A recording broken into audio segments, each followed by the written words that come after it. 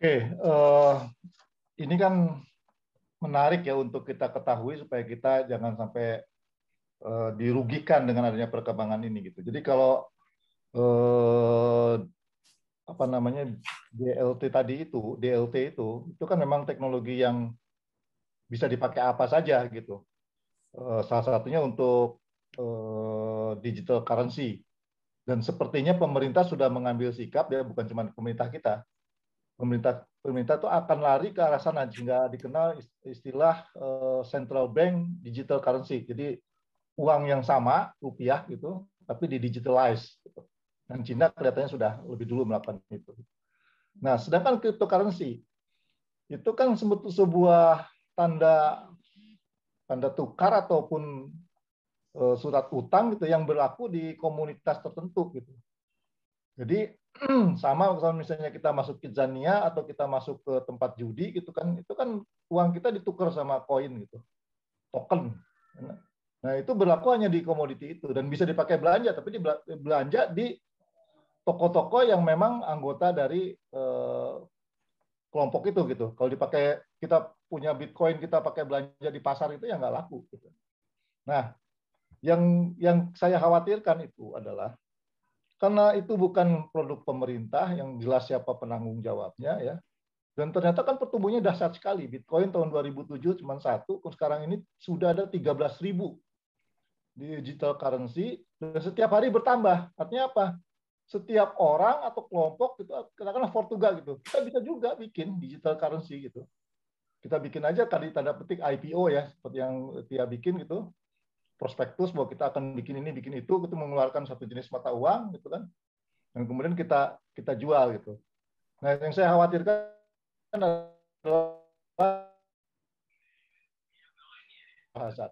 menghasilkan bisa terjadi di mana saja. Artinya bisa aja orang dengan sengaja mengeluarkan satu jenis digital currency, sudah menggembung, uangnya banyak, kemudian kabur. Itu sudah terjadi. 2 orang Afrika Selatan itu menghilang. Berikut seluruh data mengenai digital currency yang pernah dia keluarkan.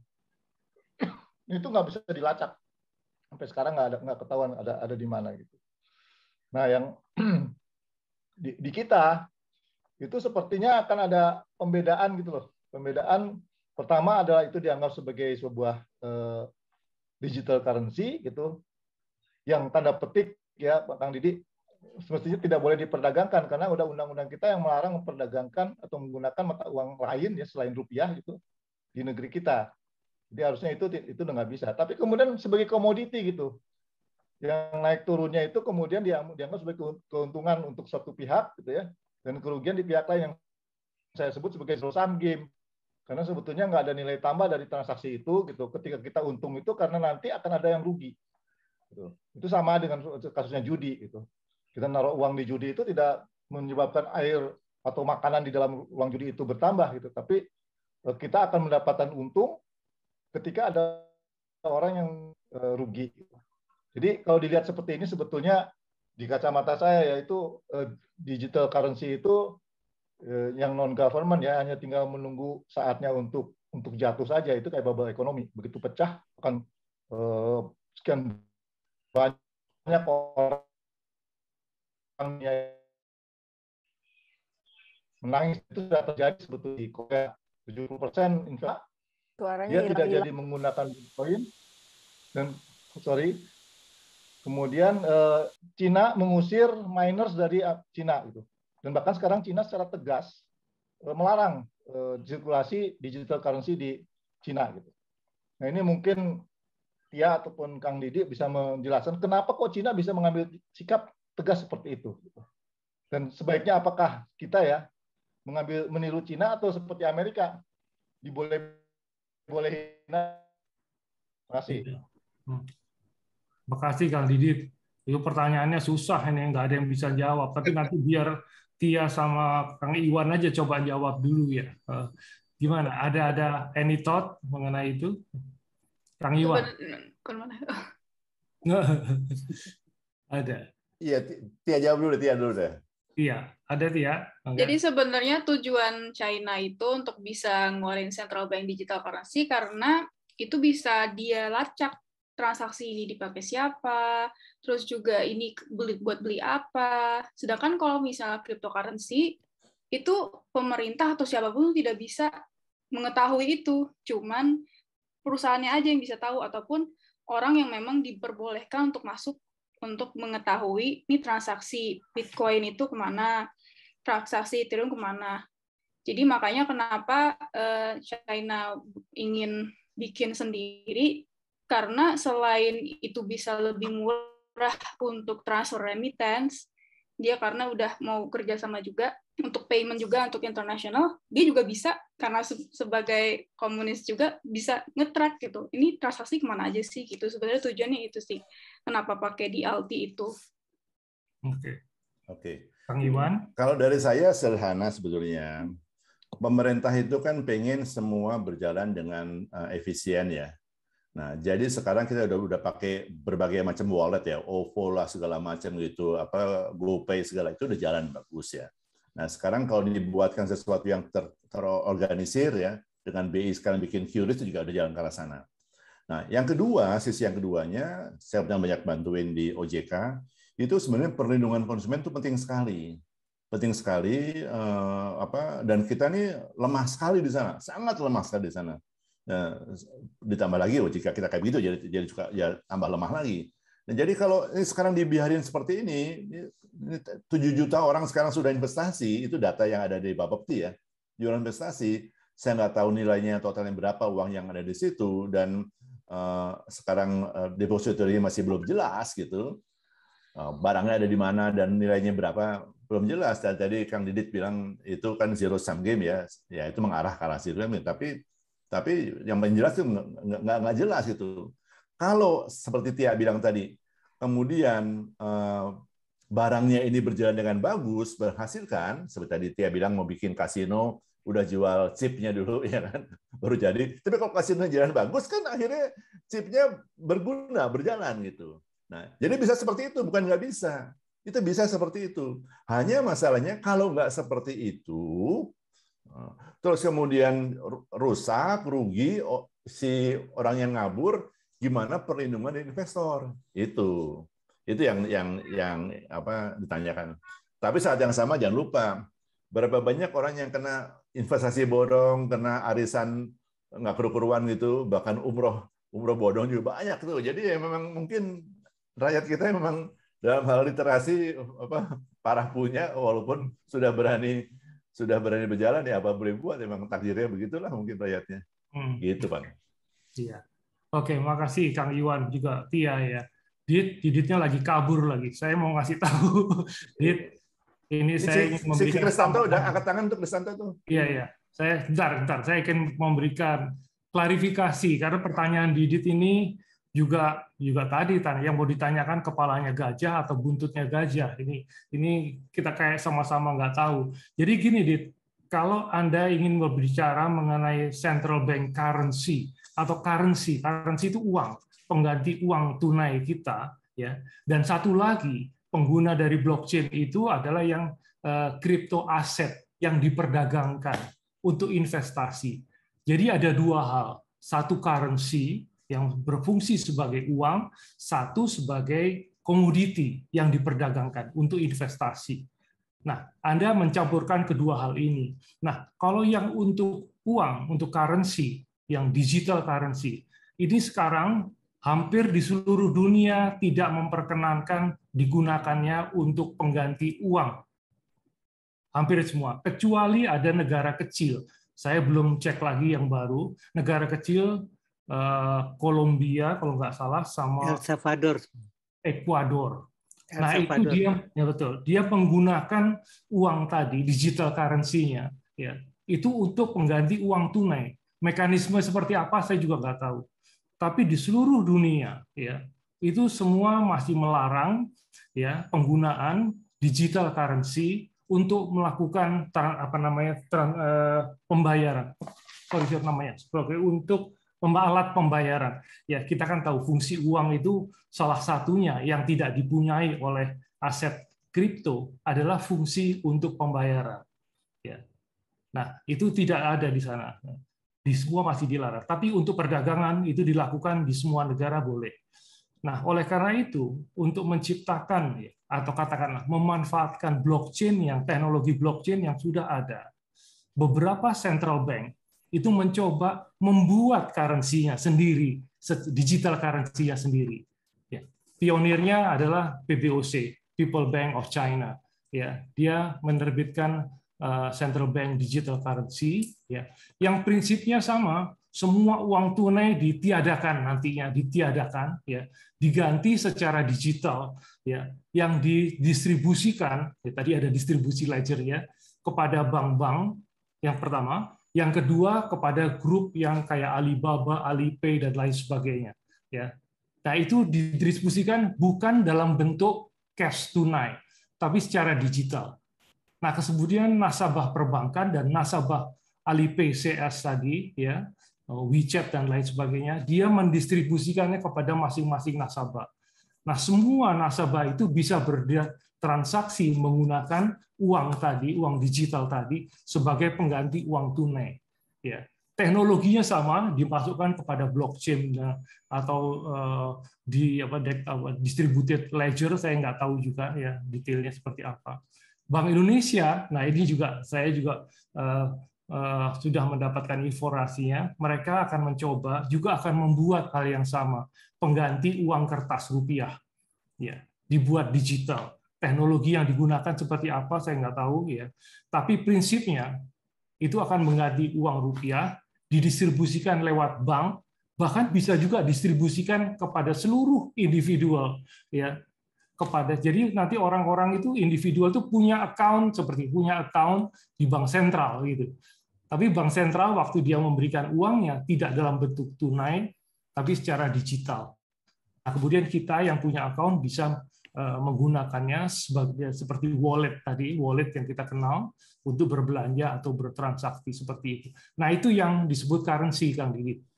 Tapi yang banyak kita bicarakan sekarang, yang sekarang juga itu adalah sebagai investasi dalam perdagangan, yang nilainya bisa naik ya ataupun turun seperti yang dimiliki oleh AAM gitu ya. Ya. Itu kira-kira tambahannya ya. Nggak tahu, saya juga masih belum banyak informasinya.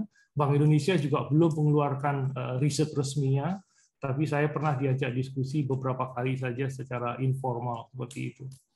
Oke, kita lanjutin lagi dulu ya, karena ada yang angkat tangan. Kristanto.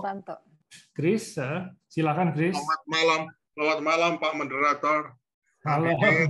Tia. Saya memang generasi kolonial, tapi mau nyoba nanya juga supaya nggak kepo. Saya tidak sependapat sih kalau sebelumnya membuat pernyataan dulu bahwa ini sepenuhnya gambling juga tidak, karena begini logikanya. Itu konon kan semua sistem itu kan di-run pakai superkomputer gede-gede dan banyak dan jejaring gitu ya. Yang konon katanya bahkan bisa mempengaruhi global warming saking banyaknya server yang panas gitu ya. Jadi kalau si Rosam nggak bisa, dia pasti ada pembiayaan. Nah, saya kira pembiayaannya adalah kalau orang investasi, kalau orang melakukan pembayaran, pasti tuh si perusahaan agen atau publishernya pasti dapat komisi dong untuk menutup biayanya dong. Nah, saya pikir ini suatu bisnis yang mungkin bisa menarik bukan karena marginnya, tadi marginnya komisinya kecil. Tapi kalau yang melakukan transaksi nantinya viral banyak sekali, mungkin juga menjadi menarik dan akibatnya kemudian currency itu akan naik nilainya mestinya sebagai investasi maupun sebagai alat pembayaran. Nah, karena saya tadi era kolonial, jadi saya tahunya itu kalau dibilang ini kan ledger nih, distributed ledger. Kan kalau ledger dibikin kan ujung-ujungnya kan jadi financial statement ya, neraca dan laporan rugi laba paling tidak lah. Nah ini mau tanya sama Mbak Tia sama Pak Harta di pastinya karena bankir dan Pak Iwan juga. Kira-kira kalau pelaku kripto itu neracanya isinya kiri kanannya debit kreditnya apa ya, aset dan liabilities-nya.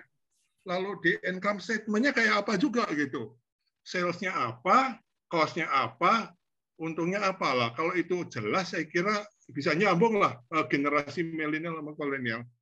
Itu aja yang saya ingin tanyakan. Thank you. Baik, makasih Chris. Ini kayaknya Tia ada di dalam presentasi Anda ada tadi seperti itu ya. Jadi kalau satu perusahaan mengeluarkan katakanlah apa Bitcoin lah katakanlah seperti itu, kemudian kan ada yang membeli dan lain sebagainya, ada supply demand-nya seperti itu ya. Nah, yang ditanyakan pencatatannya itu seperti apa gitu. Meskipun kita tahu ada yang dicatat di dalam blockchain tadi di dalam ledger. Tia, silakan Tia. Sebelumnya mohon maaf karena aku sebenarnya nggak pernah ngelihat secara teknisnya ya, karena kalau misalnya dari teknologinya itu dibentuknya tuh kayak kode misalnya 567 H B C D K kayak gitu, jadi benar-benar terkodifikasi banget. Jadi kalau misalnya dilihat ledgernya itu nanti akan ngomongnya ke ibaratnya UI UX-nya, front end-nya, jadi back end-nya itu adalah blockchain, jadi teknologi belakangnya nanti tergantung dari isi datanya apa. Kalau misalnya emang isi datanya kayak cuma transaksi, terus juga nanti di platform UI UX-nya atau front end-nya nanti kalau misalnya di sebuah dashboard-nya itu memang tidak memerlukan income statement atau apa, itu memang nggak bakal terlihat seperti buku besar yang disebutkan sebagai income statement kah, profit and loss kah gitu. Jadi kayak cuman nyimpen data aja, nyimpen data di sebuah blok gitu. Tapi kalau misalnya memang tujuan nyimpen datanya itu adalah untuk jual beli, terus dihubungkan orang blockchain itu dihubungkan ke dashboard-nya, itu bisa seperti itu. Tapi kalau misalnya buku besarnya memang hanya data yang memang memiliki satuan waktu gitu. Misalnya dimasukin data bulan Oktober jam sekian, itu segitu, nanti baru ada kodifikasi lagi sih, seperti itu. Dan cara mereka mendapatkan uang, yaitu tadi, miners yang memproses sebuah transaksi. Jadi nanti setiap kali misalnya si miners atau komputer itu yang bikin global warming itu, karena kan kalau ngomongin teknisnya lagi, itu ada banyak deh sistem konsensusnya. Yang bikin global warming itu disebutnya consensus proof of work. Jadi semakin komputernya semakin canggih, jadi kalau misalnya mau bikin transaksi, misalnya saya mau transfer ke Om Har tadi nih, nah nanti kalau misalnya ngeproses kan biasanya bank yang akan memproses, oh ini valid, dia mau transfer. Tapi nanti kalau misalnya pakai Bitcoin, itu nanti komputernya tuh yang memvalidasi ada banyak. Nah, semakin canggih komputernya, itu nanti yang akan dapat imbalan dengan imbalannya berupa Bitcoin yang nanti bakal kayak sistem bidding gitulah untuk bisa berhasil untuk memproses sebuah transaksi. Jadi itu salah satu model bisnisnya. Kalau misalnya bikin kalau misalnya di cryptocurrency seperti itu. Tapi kalau misalnya dari buku besarnya, itu tergantung dari front end-nya, orang-orang dashboard-nya. Tapi kalau misalnya datanya, ya data yang hash code-nya itu, kode-kode semua. Seperti itu, Om. Ya, tapi dia kalau ledger kan ujung-ujungnya jadi neraca sama income statement dong. Enggak. Enggak sampai. Ya, Kang Iwan. Ya, enggak gitu Chris. Ini agak beda pengertiannya. Saya paham Anda ngomong ledger dari suatu perusahaan. Ya. Sedangkan kalau ini ledger dari kumpulan transaksi yang bukan di satu perusahaan gitu. Ini seperti kalau mungkin kita kirim uang antar negara itu kan ada satu Western Union ya. Nah itu kayak gituan. Dia atau mungkin Visa sama Master. Dia mengurus transaksi orang datang ke satu merchant bertransaksi, terus kemudian merchant itu dia adalah merchantnya dari satu bank A, si yang ini dari bank B yang pembelinya, terus itu mungkin negaranya beda, muter gitu. Transaksi itu dicatat sama dia, sama si Master sama Visa. Kemudian disettle. Cuma dia kan sendirian nih, Master Visa masing-masing punya big system dan semua orang lewat situ. Nah, kalau yang Tia bilang tadi, ini nggak begitu. Masing-masing itu bisa punya transaksi, dan setiap dia bertransaksi gitu, nanti masuk ke dalam, kayak di bid ke dalam suatu sistem, kemudian siapa yang paling bagus, yang paling cepat, prosesnya dapat. Nah, yang saya masih tanya sama Tia, bisa bertanyain, kalau dia dapat upahnya dalam bentuk katakanlah ini kita sekarang pakai Bitcoin ya. Utang pakai Bitcoin itu kalau cuma hanya 1 sen itu sampai berapa lama dia baru bisa dapetin Bitcoinnya? Apakah Bitcoin dipotong-potong gitu? Apa fraction-fractionnya gitu? Saya terus terang yang bagian itu saya masih nggak mudeng tuh, Chris. Saya nggak mudeng. Tapi kalau untuk ledgernya lumayan lah. Bahwa itu memang hanya ledger dari transaksi gitu. Bukannya ledger yang nanti dikonsolidasikan dalam satu laporan keuangan. Itu beda ya. Tapi yang tadi Tia bilang dapat bayaran apa itu saya sampai sekarang nggak nemuin tuh. Yang bayar siapa, bagaimana bayarnya, dan kemudian kalau harganya murah itu kan ongkosnya kan mahal juga, kok bisa murah gitu. Jadi saya terus terang nggak mudah, nggak di akal saya nggak bisa nangkep lah, nggak nyampe lah. Iya, coba tuh. Iya. Terus terang kalau kalau misalnya Ripple itu memang karena dia konsensusnya lebih efisien gitu. Tapi kalau misalnya secara detailnya aku kurang paham secara teknologinya. Tapi memang mekanismenya dari dulu tuh seperti itu sih Om.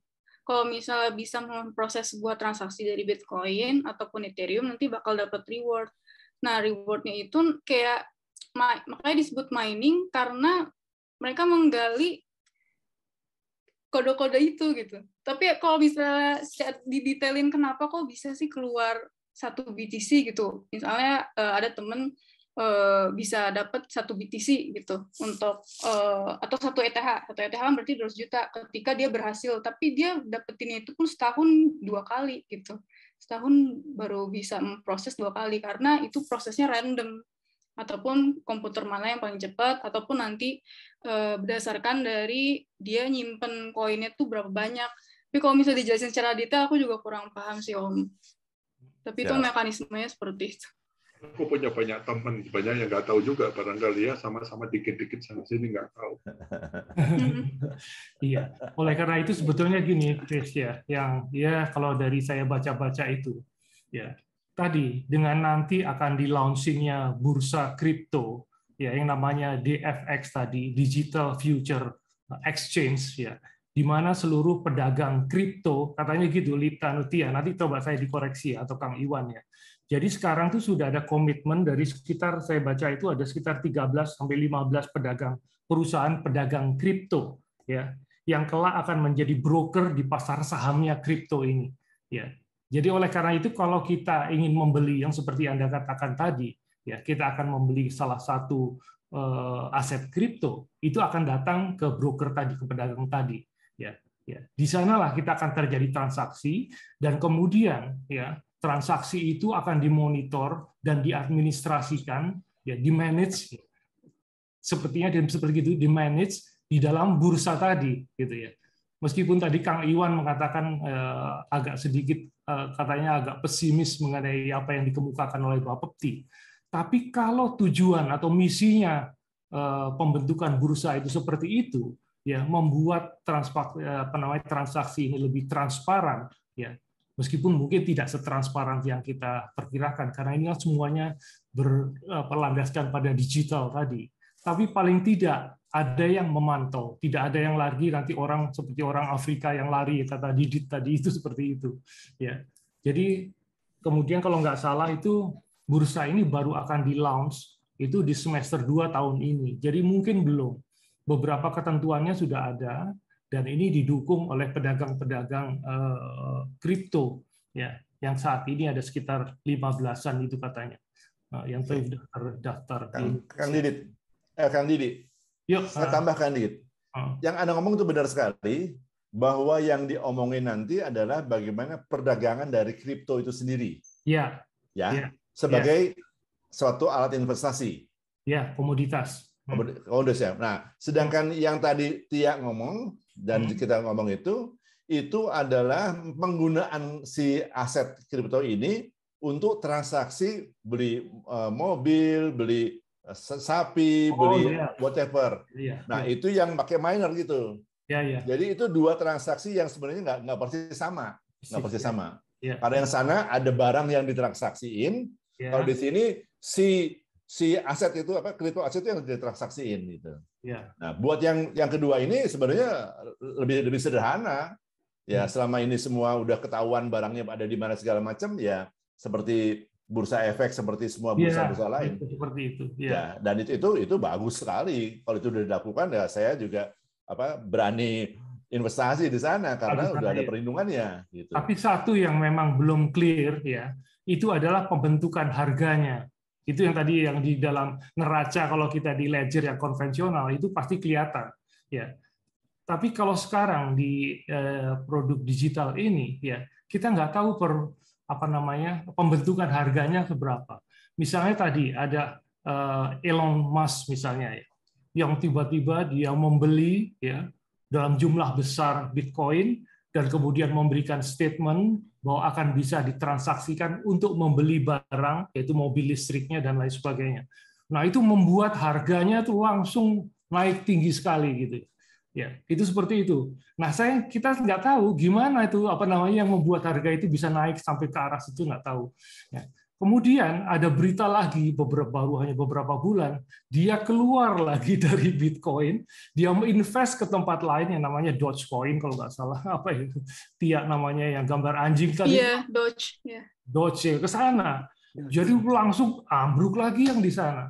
Nah, kita misalnya sebagai bagian dari investor Bitcoin ya, kalau diombang-ambingkan tanpa mengetahui bagaimana tadi pembentukan harganya dan ke depan, ya kita akan diombang-ambingkan juga gitu seperti itu. Ya, kayaknya seperti itu karena memang ya tadi distributed ledger-nya atau blockchain itu kan transaksinya dihitung berdasarkan apa itu namanya kalau di dalam matematik itu algoritma. Jadi seperti iterasi. Karena orang yang bertransaksi itu kan jutaan sekali ya untuk satu produk gitu. Nah, itu diiterasikan dengan algoritma, ada algoritmanya untuk mencapai satu harga tertentu seperti itu. Demikian rumitnya, jadi nggak transparan itu di dalam blockchain-nya memang. Ya, saya kasih contoh nih, Bitcoin waktu bulan Agustus itu harganya 647 juta. 640 satu koin. Sekarang sudah 870. Hanya hitungan 3 bulan. Itu memang nggak tahu deh kenapa bisa. Padahal Cina sudah melarang. Tetap aja naik dia. Iya. Kira-kira gitu. Iya. Jadi kayak trik aja itu sebetulnya, trik wah Cina begini nih, bukannya turun malah naik.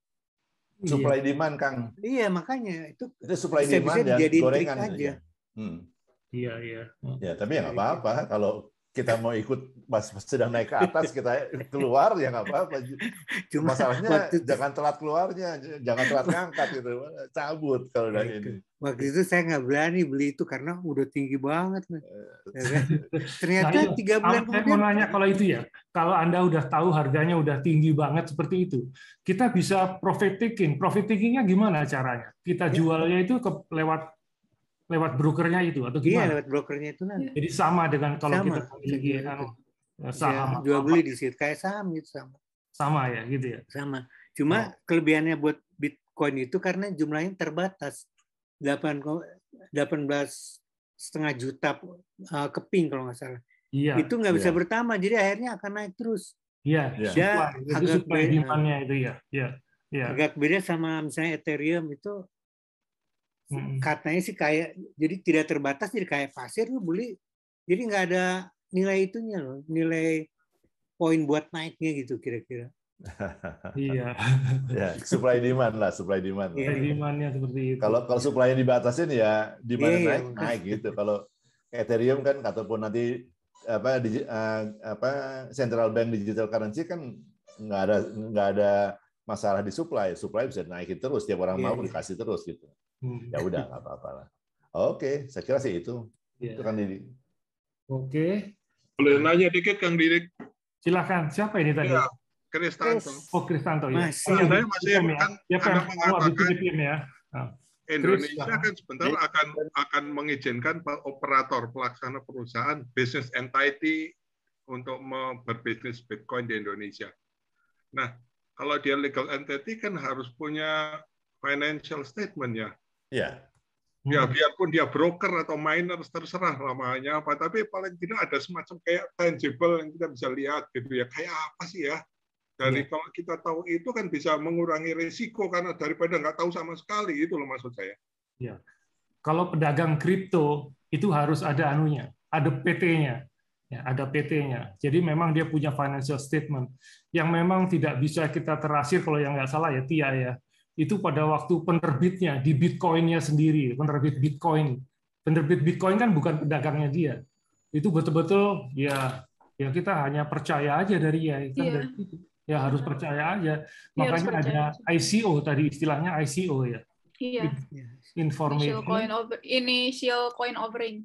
Oh, initial coin offering, Kristanto. Ya. Nah itu yang kadang-kadang kita belum punya pengetahuan yang harus punya pengetahuan yang dalam kalau mau tahu mengenai itu. Saya malah nggak terlalu khawatir soal itu. Seperti kita percaya Bank Indonesia mau mencetak rupiah gitu, kita nggak punya kontrol juga kan. Sebetulnya itu nggak masalah gitu. Tapi kemudian yang mengendalikan tuh para pelaku-pelakunya itu loh. Nah, mereka punya finance supaya bisa nanti kalau ada yang mau lari ketahuan uangnya berapa, dia modalnya mau bawa lari uang berapa kan jadi ketahuan kalau ada neraca. Nah, untuk perusahaan atau pedagang kripto di Indonesia itu nanti akan diganti oleh Kementerian Perdagangan melalui Bapepti yang mengendalikan, yang meregulasi gitu ya. Ya kita tunggu aja, thank you. Iya.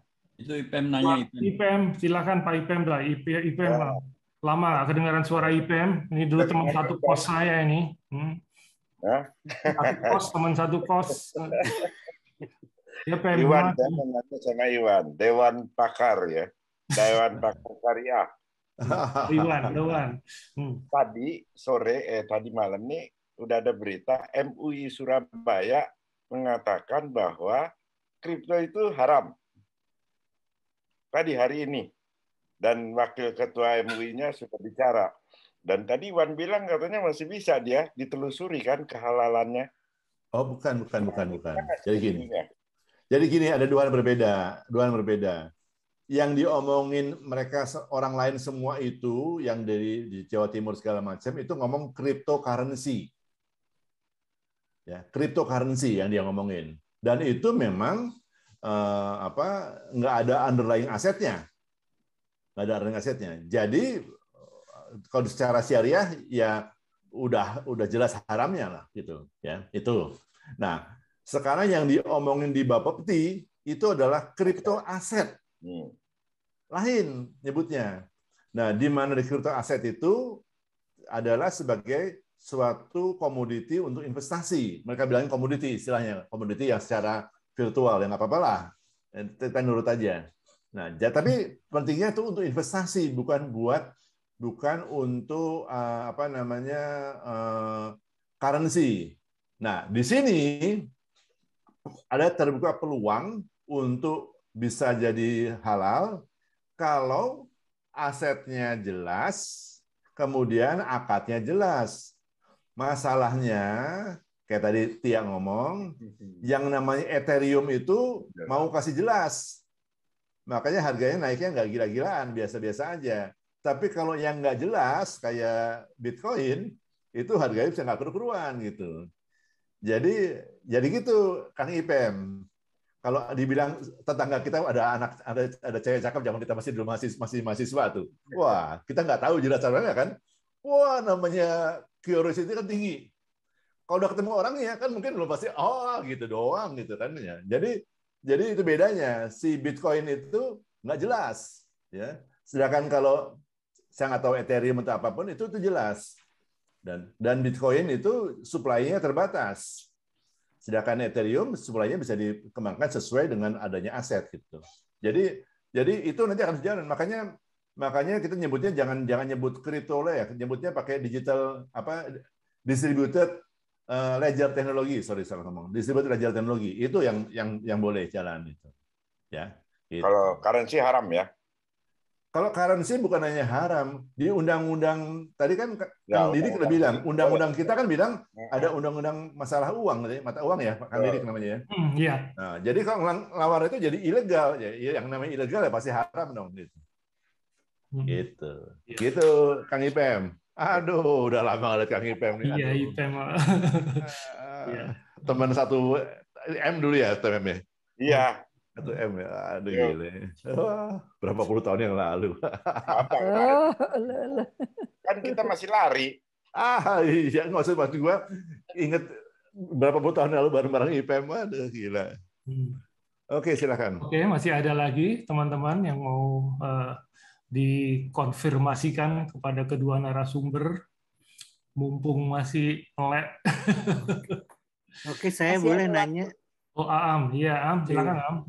Sekarang misalnya mau realisasi profit ya, nanti bagi-bagi loh ya. Bukan, misalnya nih, sekarang nih mau beli cryptocurrency dari sekian banyak diurutin menjadi 1 sampai 10 kira-kira yang mana saja kira-kira yang potensi terus alasannya apa nih? Oh ini begini, ini gimana?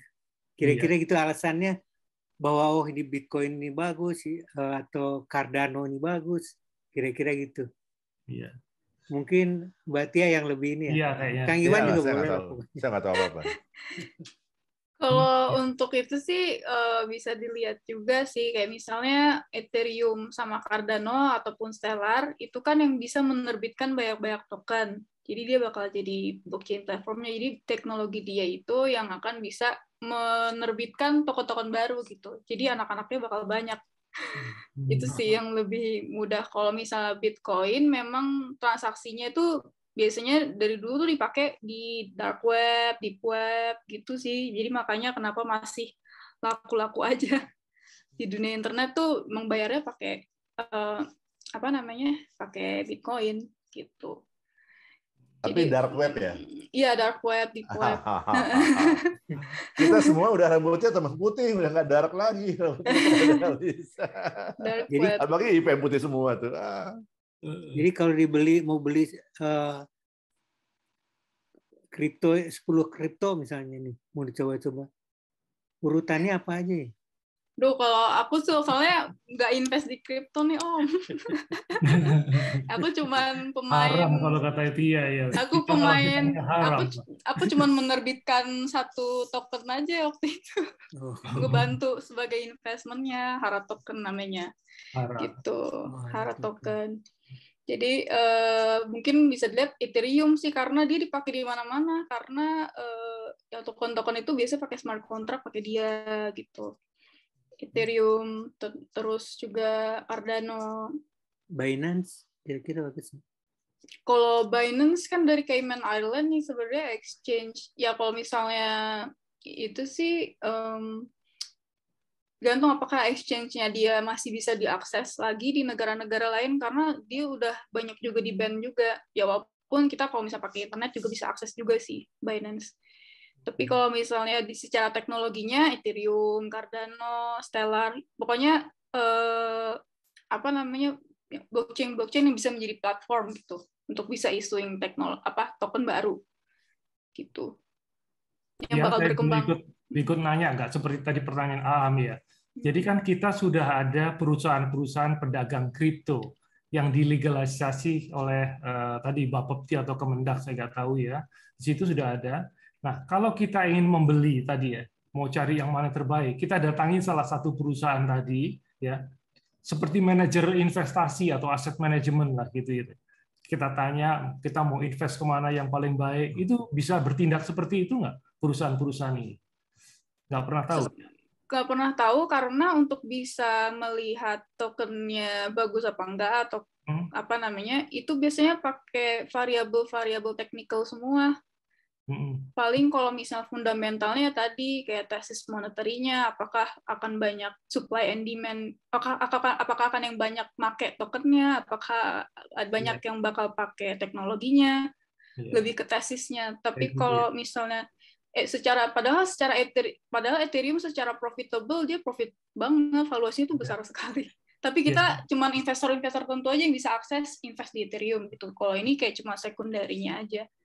Gitu. Tadinya saya berpikir dia itu bisa bertindak seperti aset manajemennya saham atau reksadana gitu ya, security lah gitu. Oh, kalau di situ ada, tapi adanya di US ARK Investment, dia memang crypto asset management.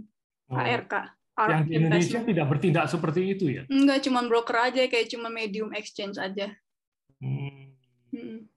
Jadi nggak bisa ngasih advisory ya? Iya, maksudnya iya. Kalau advisory, JP Morgan aja tuh cuma nggak merekomendasikan, tapi dia membuka crypto fund. Tapi kalau misalnya di US ada ARK Investment, ARK Investment dia punya koin sendiri, dia bisa rekomendasiin ARK Investment sih. Dia aset manajemennya banyak, dia mulai dari tradisional sampai alternatif juga ada ARK Investment. Katie Wood CEO-nya terkenal ini. Katie Wood itu sih. Iya. Baik deh. Ya, siapa tahu Kang Didik mau buka itu apa? Didik Investment. Portugal katanya mau bikin. Portugal. Oh iya. Katanya Portugal mau buat. Nanti Kang Am jadi CEO-nya. Makanya saya tanya juga nih, untuk apa membuat seperti Indodex tuh perusahaan gitu. Syaratnya apa saja ya? Nah, itu pasti Mbak Tia sih tahu ya. Syaratnya untuk jadi kayak Hara itu bisa jualan Bitcoin gitu. Bisa jualan Bitcoin keluar masuk itu. Syaratnya apa aja? Waktu itu aku sharing aja waktu aku pengalaman di Hara. Waktu di Hara itu kita bikin white paper, terus juga pokoknya bagaimana caranya untuk bisa membuat tim kita tuh legitimate. Jadi ketika investor masuk ke website kita, advisornya waktu itu ada Pak Katib Basri, advisornya ada siapa-siapa, pokoknya yang prominent semua. Didik bisa pakai nih. Siapa, terus juga secara paper technicalnya Hara tuh pakai Ethereum apa, habis itu aplikasinya apa aja. Jadi ada 2 prospektus. Yang pertama dari sisi bisnisnya, jadi Hara itu ingin ekspansi ke negara-negara lain lah ceritanya kayak gitu, untuk bisa mensejahterakan petani. Jadi bisnisnya itu adalah bikin data exchange untuk petani. Jadi petani itu bisa punya data lahannya dia bisa land tagging, terus dia juga bisa input data pakai bibit apa aja. Pokoknya model bisnisnya kayak gitu. Jadi orang yang pengen beli data petani, mau bank, ataupun riset, ataupun siapapun mau beli data petani, ataupun yang ingin masuk ke ekosistem petani, itu bisa melalui Hara. Nah,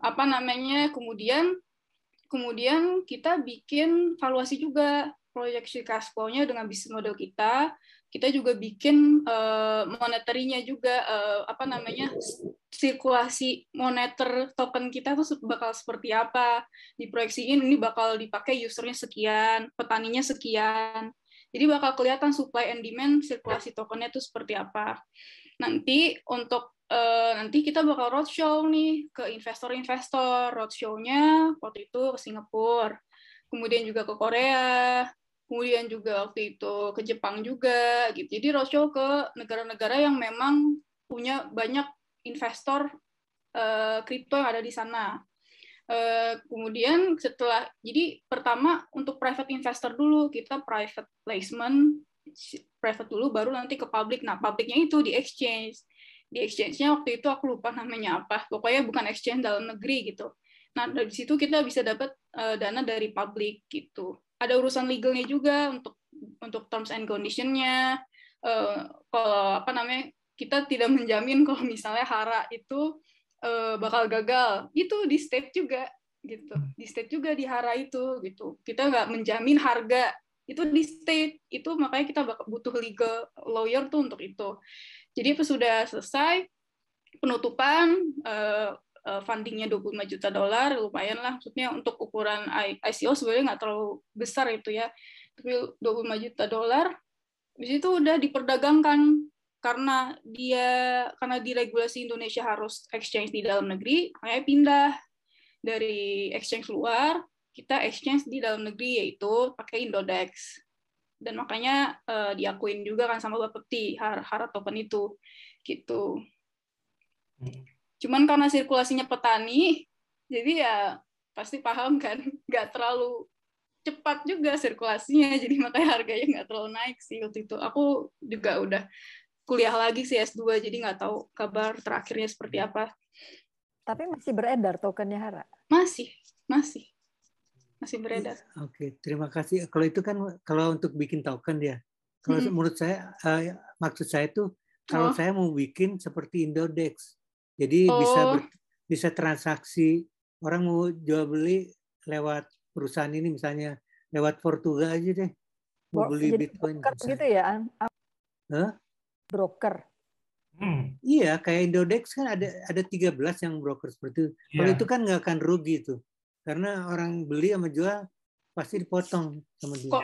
Kalau dulu sama kayak Hara juga, mereka ICO namanya tokenomics dibilangnya, jadi dia ICO token juga. Jadi untuk bisa membangun teknologi exchange-nya dia pakai ICO, initial coin offering. Tapi kalau misalnya dengan peraturan yang sekarang nggak bisa seperti itu kan, pasti harus ada modal 50 miliar, harus ada teknologinya juga gitu. Tapi kalau misalnya pengen funding dari orang-orang publik di luar untuk bisa memfunding teknologinya, yaitu caranya seperti Hara tadi gitu. Kalau ini pasti ngikutin Bapti jadinya kalau misalnya sekarang. Itu Kang Har tadi mungkin bisa jelasin tuh. Supaya bisa bikin perusahaan itu bagaimana syarat-syaratnya. Sekarang aja masih bingung, Am. Udahlah, jadi investor aja, jangan jadi Mas Yoga. Aku ada pertanyaan. Kalau digital banking itu ada hubungannya nggak ya dengan ini? Oh, enggak. Sama sekali beda ya? Beda, ya.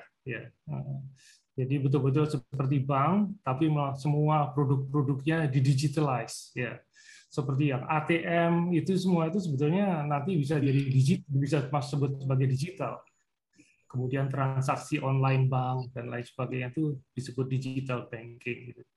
Ini juga agak membingungkan ya, sekarang tuh ada yang disebut digital banking, itu artinya produk dan layanan bank, banking ya. Ada yang disebut lagi digital bank. Nah, itu banknya. Iya. Nah, itu yang sekarang ini banyak bank-bank kecil ya, tapi dia bergerak sebagai bank digital ya, seperti ada banknya Bank Jago namanya. Ya, yang luar biasa itu sahamnya naik dan sebagainya. Itu gitu. Dia fully digitalized. Jadi dia tidak punya kantor cabang ya. Semua produknya dilayani secara online, digital. Mau pinjam kredit, mau naruh uang, itu bisa dilakukan secara digital semua gitu. Nah, jadi itu bedanya ada dua, bank digital sama digital banking. Digital banking itu anunya. Iya. Mas Yoga. Oh iya, boleh. Aku mau nanya aja ke Kang Aam nih, Am. Am. Ya, Am. Ini, Anda ini udah berapa bulan kalau nggak salah tadi ceritanya dari Agustus ya? Kenapa? Mulai main-main gini dari Agustus. Ya kan, ini pertanyaan ke Kang Amal itu kan Mbak Tia. Setelah main selama beberapa bulan ini, kira-kira posisi Kang Aam gimana? Pengen nambah atau malah menyesal, pengen berhenti atau wait and see? Pengen jadi broker. Iya, pengen jadi wait and see ya. Kalau broker tuh nggak rugi pasti. Karena kita beli dipotong, kita jual dipotong. Fee-nya ya. Jadi pasti untung. Nah makanya gimana syaratnya untuk bisa jadi broker seperti itu? Kalau soal ininya sih, dong ya. Kalau soal beli ini sih, kalau gini lah, kecil-kecilan aja yang tidak nothing lah, yang nothing. Dipelajari aja gitu. Jadi paling tidak kita memperdalam apa sih yang kita mau beli gitu dari sekian banyak. Makanya tadi pakai Ethereum. Nah waktu itu saya kan Bitcoin udah terlalu tinggi, ternyata naik terus. Naiknya menggila. Dalam 3 bulan tuh per koinnya bisa naik 200 juta. 3 bulan. Satu koinnya tuh. Bayangin kalau misalnya punya 1000 koin kan udah lumayan. Kira-kira gitu. Lagi ke Mbak Tia nih. Mbak Tia ini kan mendalami banget nih soal crypto blockchain. Kok nggak invest? Kayak nggak walk the talk gitu loh. Karena ya ini sih Om, maksudnya saya kan benar-benar harus melihat secara hukumnya kan, secara syariah bagaimana syubhat. Karena saya juga punya ledger juga nih yang bakal dipertanggungjawabkan di hadapan Allah.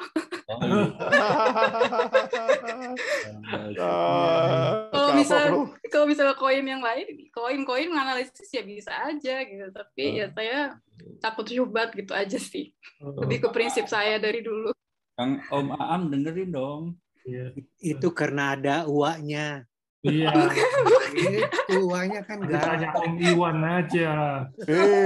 Jangan gitu. Wah, dia serius loh. Pokoknya gini, teman-teman yang punya anak laki ya usia berapa 30 sekian, itu aku rekomen banget nih. Tia nih. Serius loh. Aku udah berapa kali meeting sama dia, waduh nih anak tuh baik, pinter, wah. Akhlaknya bagus ya. Bagus ya, pokoknya jadi siapa yang punya anak lakiku udah kawin sih, kalau enggak gue cepet-cepet dorong ke sana. Satu jomblo. Iya. Punya ledgernya antara amal sama dosa. Hebat ini ya. Mantap. Oke, lanjut.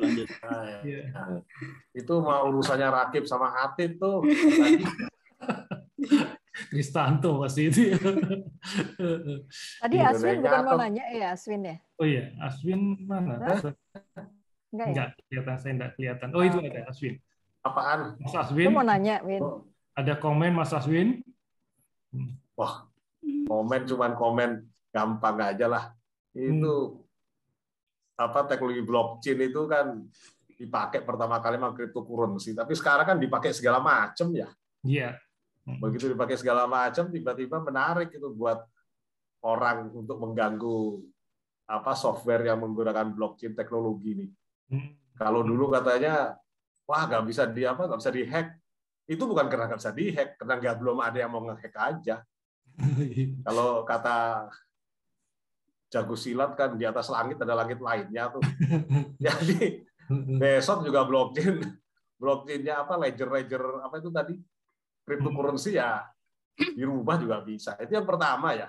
Artinya cuma masalah ada yang mau ngehack atau enggak itu aja. Soalnya kalau orang hacker itu kan prinsipnya isengnya gampangnya sederhana. Kalau untuk ngehack gue perlu $1.000, hasil gue ngehack ini gue cuma $100, ya nggak gue hack. Tapi kalau untuk ngehack itu gue perlu $1 juta, tapi dan ngehack itu gue dapat $10 juta, gue hack. Jadi as simple as that, it's just a business, hacking business saja. Jadi bukannya ledger blockchain gitu nggak bisa ya bisa aja. Itu yang pertama. Yang keduanya, ini kan pakai internet juga. Jadi seluruh informasi itu kan masuk lewat jalurnya servernya US ya, jalur perusahaan US, dan melalui undang-undang US Cloud Act, Clarifying Lawful Use of Overseas Act, ini bisa diambil aja setiap saat kalau diperlukan sama pemerintah gitu ya. Mau NTIA perlu diambil aja, kalau dia cukup bikin surat tugas, gue mau ngambil data ini selesai. Ya kalau gue cuman main $100 nggak menarik lah. Itu tadi Aam tuh mainnya berapa sih? $1.000, $10.000 belum menarik. Tapi kalau $1 miliar mungkin menarik nih. Buat diketahui nih. Jadi dari segi keamanan ini pula blockchain juga ya perlu dipertanyakan aja ya, seberapa jauh sih operatornya software juga ada kok. Operatornya blockchain ini kan operator yang menggunakan jalur internet juga, pakai nama domain global lagi. Jadi ya biasa-biasa jangan sampai kita beranggapan datanya aman, jalurnya aman. Ini aja Pak. Itu aja Pak Hartadi. Jadi khawatir aja kalau itu dianggap sangat aman. Itu teknologinya ya berbeda tentunya dengan jual beli tadi tuh. Ini untung atau enggak nih gua jual beli ini. Terus kalau barangnya nggak berbentuk kan nggak cuman cryptocurrency ya. Itu cryptocurrency kan barang aja. Basically is a product yang kemudian diperjualbelikan aja. Sama kayak lukisan lah, kayak kopi tadi. Cuman kalau kopi ada barangnya, kalau cryptocurrency nggak ada barangnya. Tapi yang nggak ada barangnya kan banyak. Yang diperjualbelikan banyak banget itu. Sekarang aja kemarin software buat video conference diperjualbelikan, didagangin kayak MLM gitu. Jadi banyak sekali tuh perusahaan-perusahaan jual meng-MLM-kan produk-produk software gitu. Yang produknya di mana ya nggak ada. Yang kalau kopi kan bisa dipegang, cryptocurrency nggak bisa. Emangnya software bisa dipegang gitu? Nggak bisa juga. Jadi kalau pandangan saya dari segi teknis, tidak ada bedanya antara cryptocurrency, a software product, dengan suatu berbagai produk software lain yang juga diperdagangkan. Tidak ada bedanya secara teknis ya, tidak ada bedanya. Dua-duanya is a cyber product. Nggak bisa dipegang, nggak bisa dilihat. Kalau physical space, it's a cyber space product. Kalau physical space product seperti kopi nggak bisa dipegang. Nah kalau cyber space product nggak bisa dipegang. Hilang ya hilang aja. Hilang, it's gone. Malah internet ini kalau ICANN mau besok juga berhenti nih internet di Indonesia. Nggak tahu cryptocurrency gue ada di mana. Just as simple as that, just gone. Jadi ya namanya cyberspace product ya nggak kelihatan emang. Lain nama kopi tadi. Itu aja Pak. Pasti ada kelemahannya gitu juga ya. Ya, makasih Mas Aswin ya. Anda memang ini baru pernyataan yang hebat nih. Iya. Cuman ada satu Mas Aswin yang saya kepingin tanya, mungkin juga konfirmasi ke Tia kali yang tahu ya. Yang teknologi blockchain itu sebetulnya tidak melalui internet. Apa betul? Saya pernah mendengar seperti itu. Bisa juga pakai jaringan radio sih, Om. Katanya bukan internet. Jadi ini salah satunya Mas Aswin ya. Misalnya sebentar. Jaringan radio itu jaringan radio adalah jaringan telekomunikasi. Jaringan layanan internet berjalan di atas jaringan telekomunikasi. Jaringan telekomunikasi itu bisa radio, bisa kabel fiber optik, bisa satelit, bisa apa saja. Jaringan radio is just one of telecommunication jaringan. Jadi sama saja. Radio mau apa sama aja. Internet itu jalan di atas itu kok. Kalau mau aman, bikinlah intranet sendiri, jaringan intra sendiri yang tidak terhubung dengan layanan internet Amerika. Iya. Itu aja. Ya, itu yang katanya yang dibangun oleh itu tadi central bank digital currency yang dari Cina itu dibangun dia dengan blockchain yang terlepas dari internet. Jadi dia terlepas dari teknologi Amerika dan lain sebagainya. Katanya begitu, makanya saya tidak ngerti. Iya. Oke, tapi terima kasih pencerahannya Mas Aswin. Saya juga akhirnya agak paham mengenai ini ya. Ada komen lagi atau harus baca lagi nih bukunya bukunya Aswin. Iya. Jadi ingat lagi tentang ICANN. Tapi betul loh. Itu kita suka kadang-kadang ngomong sesuatu beranggapan bahwa seperti itu, tapi padahal sebetulnya di balik itu tuh ada sesuatu yang bolong banget, yang rawan banget itu. Iya. Yang kita tidak paham. Pasti itu. Iya. Paper tiger. Iya. Mungkin kalau mau, ini gua tadi barusan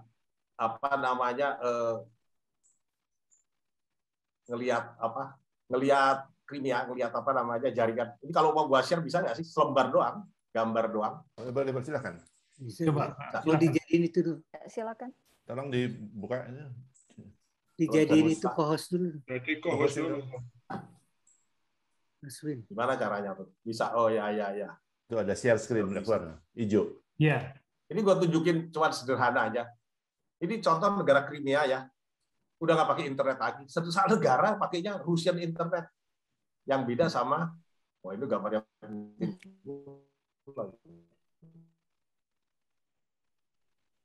Hilang suara Aswin.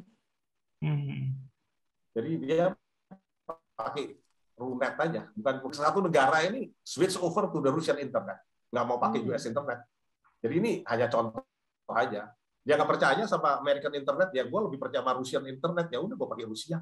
Kayak tadi Pak Har tadi bilang pakai di Cina tadi pakai China Net, jadi dia bikin aja sendiri. Iya, dia bikin sendiri. Nah, Rusia juga bikin sendiri. Terus dijual juga ke negara lain. Crimea pakai Russian Internet, Indonesia pakai American Internet. Iya, oke, iya. Saya juga terima kasih nih ke Pak Didi Sugandi, Mas Didi Sugandi masih ada di sini ya. Jadi di dalam chat box itu mengirimkan beberapa, ya katakanlah referensi gitu ya. Makasih Mas Didi, nanti saya coba buka. Sekarang nggak sempat buka ini. Teman-teman juga kalau mau lihat itu ada di sini ya. Dikirim sama Mas Didi Sugandi. Ya. Oke. Udah jam 10 nih, oi. Kakek mau ngantuk. Kakek mau tidur jam tidur. Kalau Tia sih masih melek. Kalau Tia masih seger, mukanya masih seger gitu. Kira game.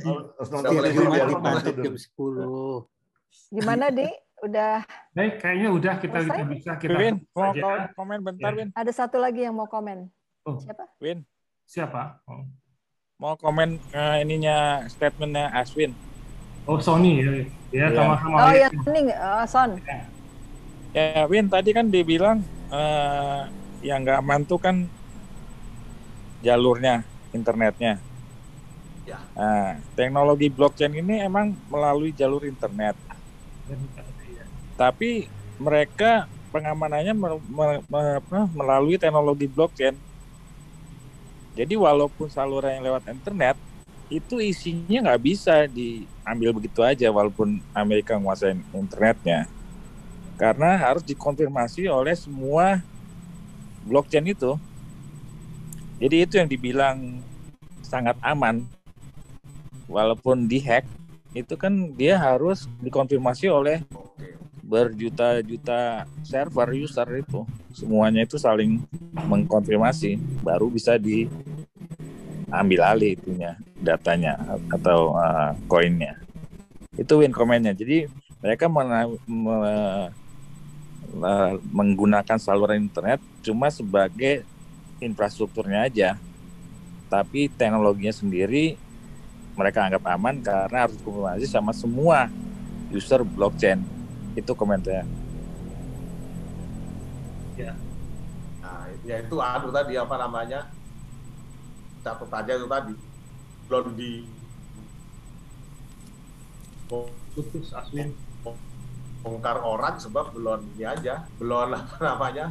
Belum dibongkar orang sebab belum dianggap belum menguntungkan aja. Contoh paling gampang kalau itu betul aman, apa namanya? US Army pakai. US Army nggak pakai internet tuh.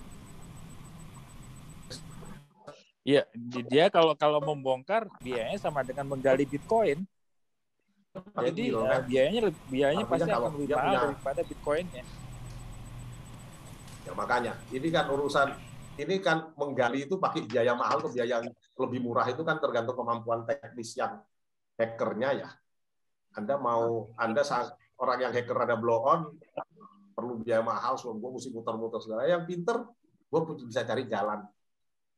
Artinya gini aja, Sondiata, itu kalau nanya lebih detail, mungkin nggak dibongkar nggak? Jawabannya ya mungkin kalau di dunia ini. Itu nggak mungkin. US Army udah pakai internet juga. US Army nggak pakai internet deh ya untuk komunikasi. Dia punya milnet, dia punya jalur sendiri. Jadi walaupun internet bisa pakai blockchain, pakai apa tuh mereka nggak mau tuh pakai blockchain di internet. Dia tetap aja pakai